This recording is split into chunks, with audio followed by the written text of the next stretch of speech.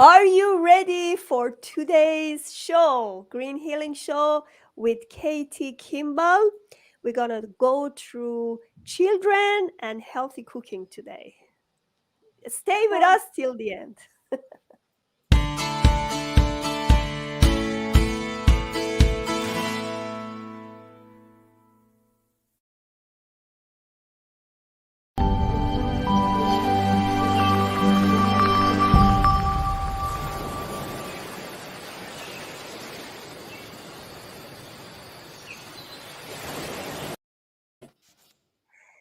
Another beautiful day with a beautiful lady.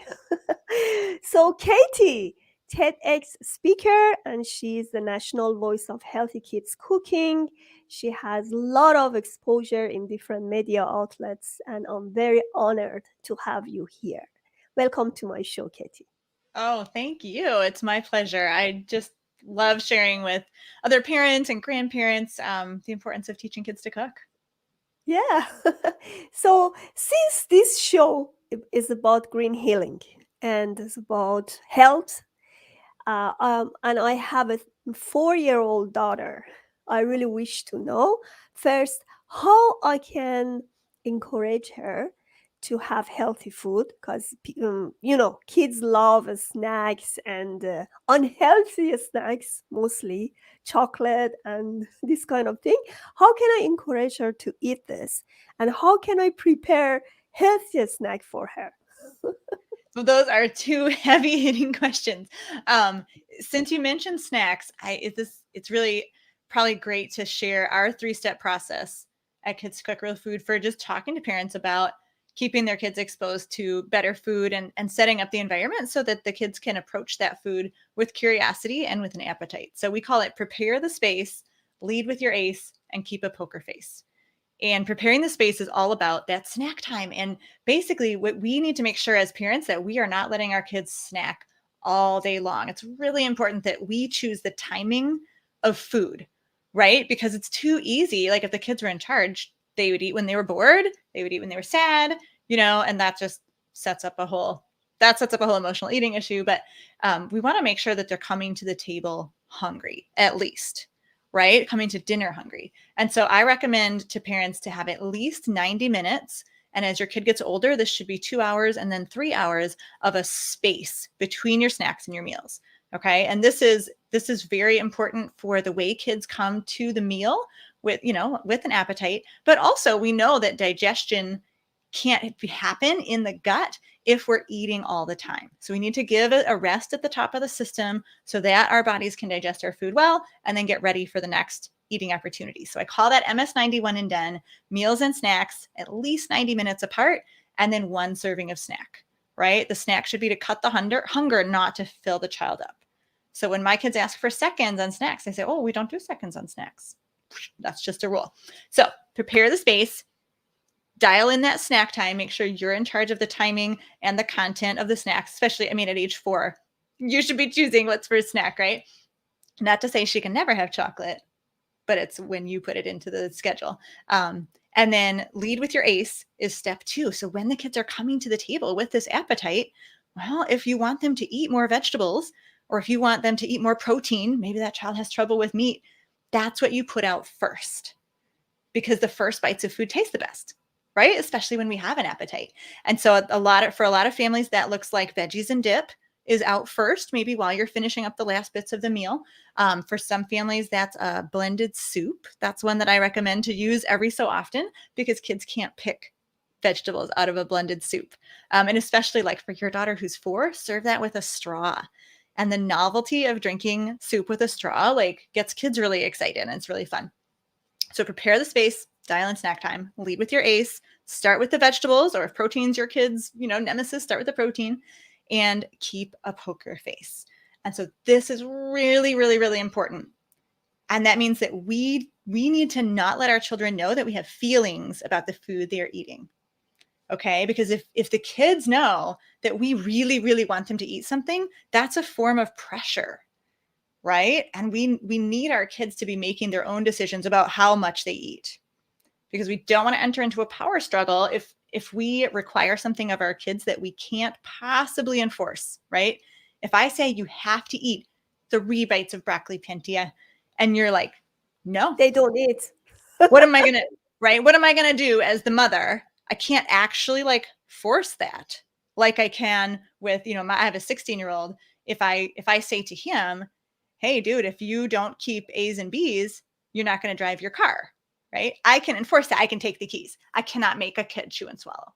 So as a parent, never enter into a discipline situation if you actually can't make them do it. So we don't want to pressure our kids to eat. We don't want them to know that we care how much they eat. We just need to serve the meal. And we serve the broccoli with the same face we serve the chocolate, with the same face as we serve the soup. This is the meal, right? Does that make sense? Yes, interesting. Yeah. But, you know, I from the beginning, I didn't want to encourage my baby have the chocolate, but the dad, actually dad, give her chocolate because she said, oh, she needs some encouragement, especially when she start going to potty. Mm-hmm. And then I try to find something to encourage her to do her potty stuff. What should I do? What, like, I try to find a replacement from chocolate to something more healthy, something healthier, but has a great taste that like child like it. Yeah. Are you saying like instead of chocolate or instead of candy, what should parents use as a Yes, reward for yes, like potty or homework or whatever? I mean, yes, that's such exactly. a good, yeah, that's such a good question because we want to incentivize our kids to do good things, right? Do their homework, go potty, whatever, put their shoes on time. And it's it's actually setting up like if we think long term, okay, short term, that's awesome. We're gonna get them potty trained. We've trained them with chocolate, great. But long term, what we're teaching the child when we use food as a reward, and particularly sweet food, is that food is a reward. Now, we got to think about that. Now, as an adult, do I want to have that habit of every time I finish writing an email newsletter to my list and like, yes, Katie, good job, you get ice cream, like Oh yeah, ice that's going to cream. be Oh, that's not going to be a bad. Oh, see, I love ice cream. I love chocolate too. We can stick with chocolate. But if I rewarded myself with chocolate every time I did something good, I'm going to have some health issues, right? And so we want to parent with the end in mind, and we really don't want to elevate the sweet things to be the trophy, because then the kids will think that the sweet things are better and are more important than the vegetables and the protein and the soup. So the best attitude actually to take about sweets and desserts and chocolate and all these things is just to treat them the same as the meal, and even sometimes to serve that treat with the meal. But I would recommend never using food as a reward, just because of those long-term habits and ah, consequences. I see. Yeah. That's a good point, actually. I have to think about it. But what should I give her as a result? I cannot buy her toys every time she goes to potty. Yeah. I mean, yeah, for potty training, we got to think like they're 3 and 4. And so what do they like? Stickers, right? Maybe it's Stickers is time good. with, Yeah. yeah, Yeah. a little sticker chart, maybe. And maybe when they get to the end of a, 10 or 20 stickers on the sticker chart, they get to choose a special book that they read at a special time with you that's like out of the norm, right? I mean, to think about like if we're laying down neural pathways, if we're building our kids' brains with habits, wouldn't it be a great habit to think that we reward ourselves with time with those we love? That's Yes. very healthy. That's never going to lead them wrong, I right? love So, that. so that's what we want Yeah. to think is what's something that would get the child excited. It's not that hard to get a 3 or 4-year-old excited, right? You can choose the next song we play. Yay! Right? Like that wouldn't get me excited, but that would get a 3-year-old excited. So you just got to think about simple things that don't cost money, that don't have to do with food, that you could handle. Like you probably wouldn't want to read them a book every time because then you'd be like She loves spending all food. your time reading books. Yeah. Um, and so yeah, it's tricky, but it's super doable because kids at that age, they are pretty easy to excite. They don't need the sweet treat as the reward. I like that. I have to change my habit. Giving her sweets. Yeah. So tell me about your own recipes. for cooking. How, first of all, how can you encourage kids help you in cooking, and how raise their curiosity to do so? Yeah, I've been teaching my own kids to cook for about 7 years now, and teaching over 20,000 families their kids to cook for 6 years at Kids Cook Real Food. And what I've learned from watching all these members is that cooking does build this amazing sense of curiosity, this connection, creativity, and confidence. I'm thinking about one of our members, Lori Rose, and she shared this cute picture of her 9-year-old daughter sitting on the trampoline and like serving soup through the zipper window. Like that was her like drive-through experience. So she was being super creative. She had picked dandelion greens from their yard and went to their garden and like chose all the vegetables and just made up this soup because she had knife skills already and she had stove skills. And so for her, it was this wild mix of pretend play and productive work. And she was so proud to serve her family. Like you could see the confidence in her face. And so that's what I tell parents is how do we get our kids in the kitchen? We just give them a little dose of that sense of confidence, right? Like just think of one skill you can teach them. So your daughter's 4, you can teach her to measure a teaspoon of salt, right? Nice and flat with her finger. We call it snowplow it flat with your finger or a butter knife or something. And like, how long will that take? 5 minutes? 2 minutes, not very long, right? Your daughter can learn to measure a teaspoon of salt. And then the next time you're making a meal and it calls for a teaspoon of salt, that's her job. And then she can measure that for you at the table. She doesn't have to be up by the stove, right? Because she's just the measure. She can pour it into a little bowl and bring it into you. And then you add it to your food. And then when you're eating it, you say, oh, this tastes so good. Do you know what makes food taste so good? It's the salt. We got to get the salt right now. Who was it who added that salt? Right. And your daughter's going to grin so big. And the Oh, next time you so ask for help in the sweet. kitchen, she's like, yeah, because that felt so good. And so that works at any age. Doesn't have to be a 4-year-old. It can be a 12-year-old. You just choose an appropriate one skill. It doesn't have to be a whole recipe. One skill they can, learn and do in the kitchen. And then you let them feel that feeling of feeding other people, right? That's a real authentic adult skill. And that is real authentic confidence. Actually, Makes them want she to come back. loves mixing eggs, you Oh, know. fun. So whenever I have cooking with eggs, lots of cooking has eggs in it. So Yeah. she always help, she gets very excited. Yeah, you're right. It helped. And she said, I want to help you, Mama. I said, yeah, yeah. If you don't help me, I cannot do it. Aw.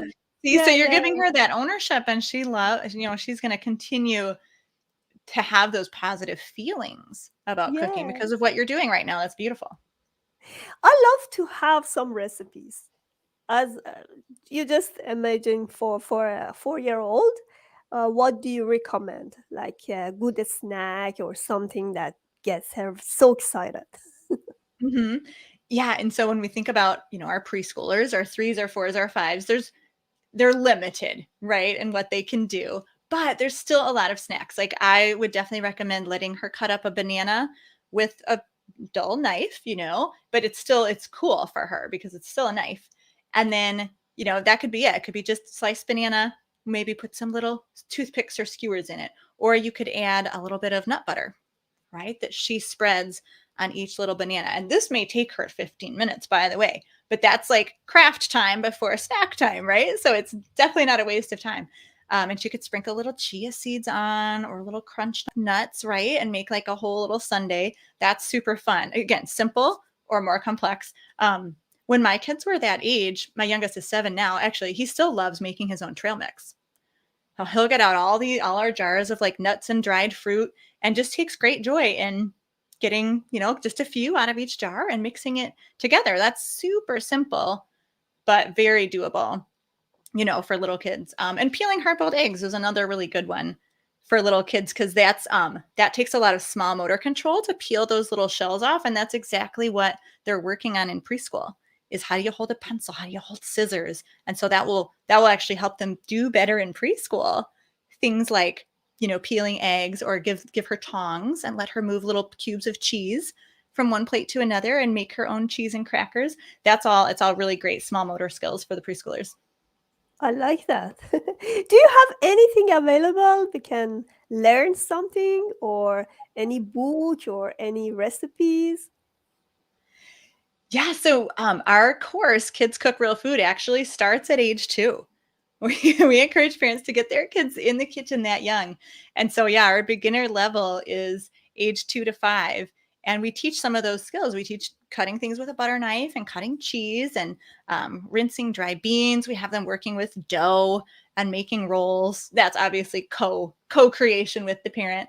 But we teach them to measure things flat. And so they learn how to make their own ranch dressing mix and taco seasoning and, seasoning blends. And then those compliments come, right? Every time we have taco night, it's, oh, who made the taco seasoning? It was Gabe, my first grader. Good job, buddy. This tastes so good, and just continue to build that confidence. So that's totally what we do at Kids Cook Real Food, is help pave the way for parents. Like, I've done all the thinking for you at what's developmentally appropriate and how the skills connect together.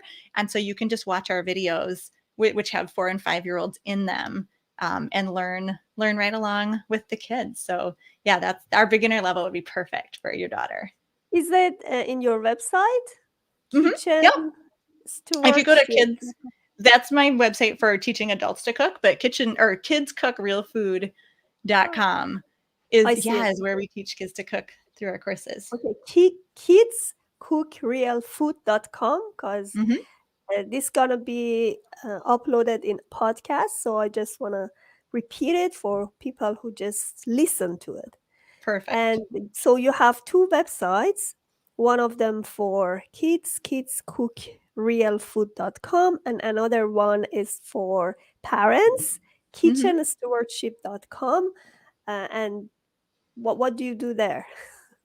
Well, your audience would love Kitchen Stewardship too. The mission there is to just help families stay healthy without going crazy. Because when I was a young mom, I felt this terrible tension of, like, every time I tried to maybe buy organic, right, to be green and natural, it killed my budget. Or if you try to make everything homemade, then you run out of time for everything. So there's a lot of tension between your budget, your time, your environment, and green living, and your family's nutrition. And so my goal is to find those techniques that are in the middle, that save time, that don't cost very much, that still help the environment, and that build up your family's nutrition, so that at the end of the day, you can feel like, wow, okay, we are living the green lifestyle, and I'm not stressed out, to my last nerve here. So that's what we do. We have a lot of research on what's healthy and what's not, a lot of recipes, instructions how to use natural remedies, and lots of ideas on, being conservationist and being good stewards and saving the earth. Beautiful. I love to look at it and learn from it, because I think that's a need for everyone has kids. How can I encourage my baby to have fruit? She doesn't like fruit too much. No way. That's uncommon. A lot of kids love their fruit, but not their veggies. But we're all so different, right?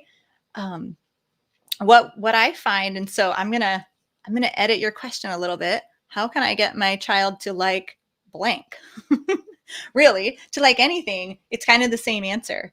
And it's to allow them to engage with that food with all of their senses when they're not expected to eat it.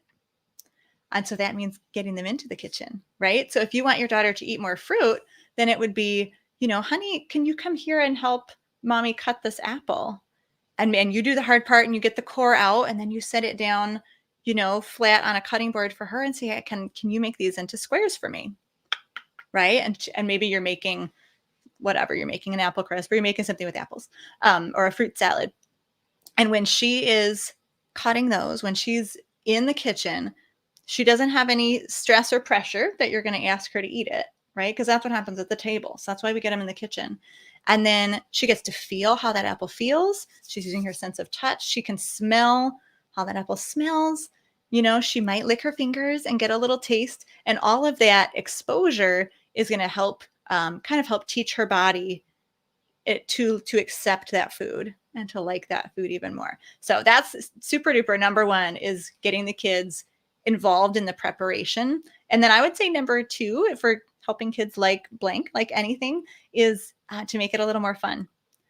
right? And so you might look up some food art with fruit and make, I mean, I don't know, like at Christmas time, people always do that strawberry with the slice of banana on top and the marshmallow, and it's like the Grinch, face or whatever.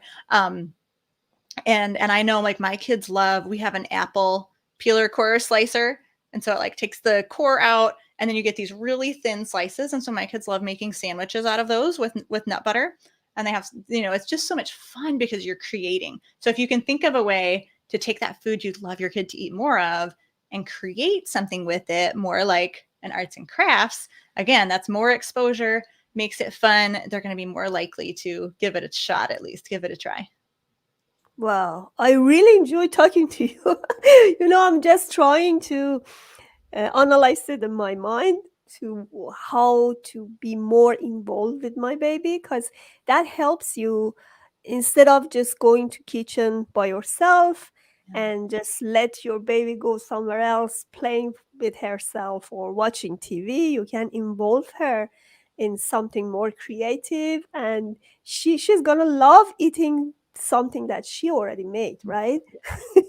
Yeah, because they get that ownership. They're like so proud of what they made. So they're more likely to at least try it. And then all that exposure makes them more likely to like it too, which is so great. So, Katie, do you have any recommendation for mothers who try to have healthy food to their kids, and some last sentence that encourage parents to involve kids in cooking? Yeah, it's parenting's not easy, is it? No. it's it's challenging every day, and so it's hard to say yes. I want to let my kids come in the kitchen where they're going to make a mess. They're going to slow me down, right? They're entering my space where I'm just trying to be alone for a minute at the end of the day. And so I just want moms to know that I acknowledge that and I see that and I feel that too myself. But the encouragement is that it is so very worth it. Like many things in parenting, it's an investment and it's a small sacrifice and some time we need to take. But the dividends are so beautiful. And so the story I want to leave your audience with is my two older kids. So I have 4 kids, and the 2 older ones now are 16 and 13, and they've been making dinner once a week for 3 years, completely by themselves. So Wow, like you're what? so lucky. So What? lucky. No, I'm not lucky. I'm not lucky because this was intentional, right? Any mom who teaches their kids to cook and empowers You them, raised them gives them like that that. opportunity, will Yeah. get that same, right? So who doesn't want a night off a week? Plus, it is so beautiful to watch my kids in the kitchen. They have a playlist. They have a cooking playlist that they play. They'll be making their favorite homemade pizza, and they're like playing cards with each other while it's cooking. And so there are so many benefits to look forward to after the small sacrifice of saying yes and letting those kids in the kitchen. That's a great approach. I'm gonna learn it. Thank you so much, Katie. I really enjoyed talking to you, and I wish a lot of luck in your career and whatever you're doing. Thank you. It's my pleasure. Please subscribe to Pontal Calhoun Transition channel to get the latest interviews and order my book PTSD Compass through Amazon. How to confront PTSD and navigate trauma to triumph.